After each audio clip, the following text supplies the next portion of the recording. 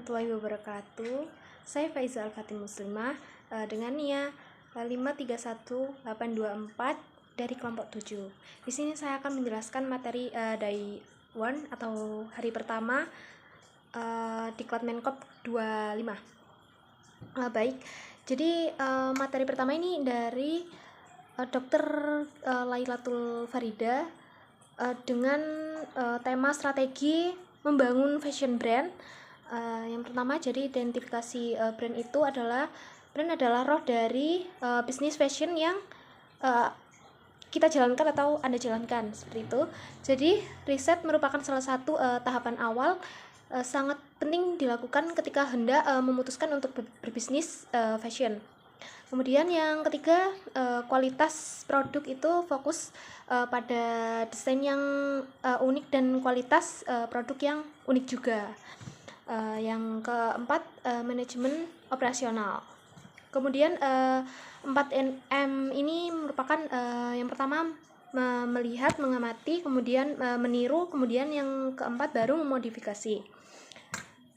Kemudian ada catatannya, yaitu dalam menjalankan pekerjaan harus enjoy dan kurangi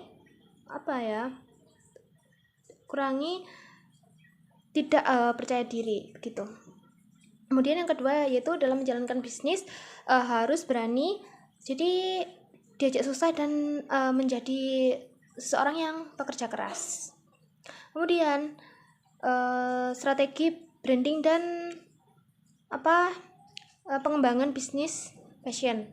Jadi mencakup klasifikasi brand, yang kedua riset pasar, yang ketiga kualitas produk, yang keempat manajemen operasional, baru yang kelima yaitu strategi penjualan. Kemudian yaitu catatannya, apapun usaha selalu minta kepada Allah. Kemudian karena Allah itu Maha Kaya. Yang kedua, mental pengusaha itu siap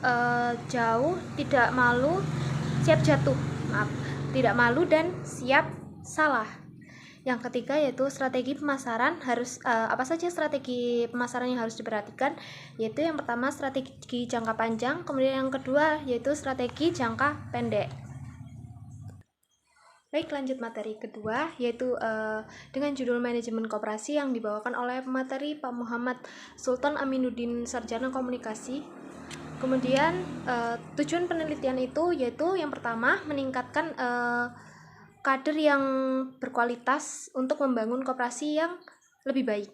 Yang kedua yaitu meningkatkan wawasan intelektual mengenai tentang perkoperasian. Kemudian tujuan bergabung di operasi mahasiswa yaitu untuk menambah ilmu. Tiga konsep dasar manajemen koperasi. Yang pertama yaitu koperasi merupakan badan hukum yang didirikan oleh beberapa orang, minimal atau maksimal itu 9 orang. Koperasi kuat di bidang sosial dan budaya. Kemudian yang kedua yaitu koperasi semua anggota yang menanggung baik peningkatan koperasi maupun kerugian dari koperasi tersebut. Kemudian semua anggota punya hak yang sama, setara.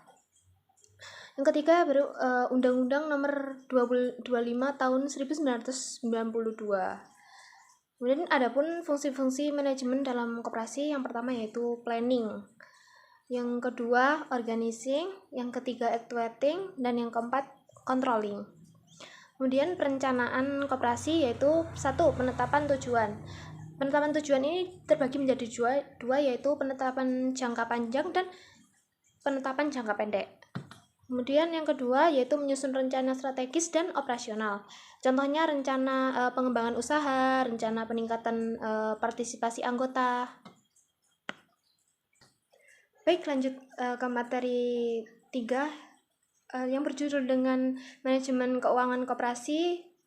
Pematerinya oleh Ibu Elokning Faikoh, SPIMP. Yang pertama yaitu tujuan manajemen keuangan. Satu, mencapai kesejahteraan anggota. Yang kedua, mengelola resiko keuangan. Yang ketiga, memastikan keberlanjutan finansial. Yang keempat, baru transparansi dan akuntabilitas. Kemudian tahap-tahap perencanaan itu terbagi menjadi 3, yaitu 1.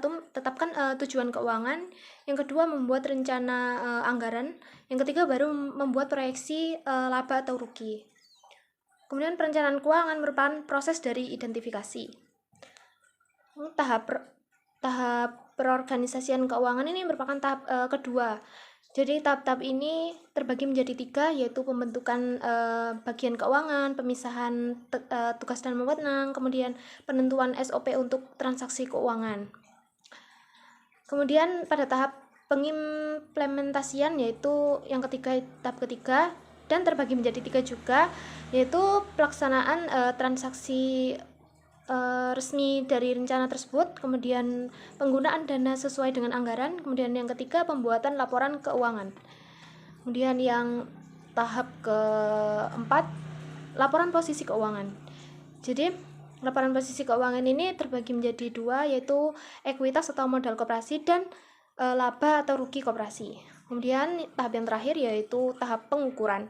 Jadi pengukuran ini terbagi menjadi 3, yaitu pengukuran kinerja keuangan, pemeriksaan oleh pengawas koperasi, kemudian yang ketiga memberikan rencana tindak lanjut. Oke, lanjut ke materi keempat yang berjudul dengan manajemen konflik, pemateri oleh Erwin Firmansyah. Baik, jadi konflik itu merupakan suatu proses yang terjadi ketika memiliki perbedaan kepentingan, kemudian tujuan, kemudian nilai atau persepsi yang saling bertentangan.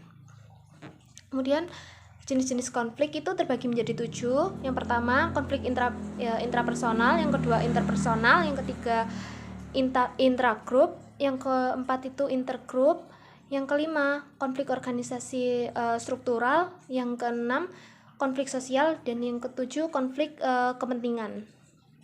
Kemudian penyebab umumnya yaitu yang pertama perbedaan kepentingan, yang kedua kurangnya komunikasi, yang ketiga perbedaan nilai dan persepsi, baru yang keempat perubahan situasi baru. Jadi strategi atau model untuk